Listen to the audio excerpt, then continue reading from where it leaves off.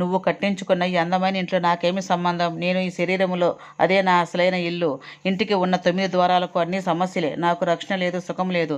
నీకు అన్నింటికన్నా ముందుగా వచ్చిన అసలైన జబ్బు డబ్బు జబ్బు. నీకు ఇది వచ్చినప్పుడు నుండి నన్ను అసలు నిద్రపోనిచ్చావా? నేనుండే ఈ శరీరాన్ని విశ్రాంతి తీసుకొనిచ్చావా?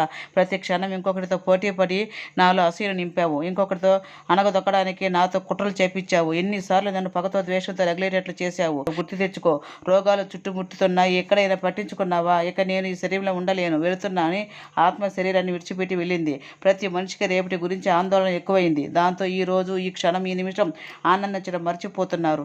దేవుడిచ్చిన ఆరోగ్యమే మహాభాగ్యం అన్న విషయాన్ని మర్చిపోయి సృష్టించుకున్న డబ్బే మహాభాగ్యం అనుకుంటున్నారు.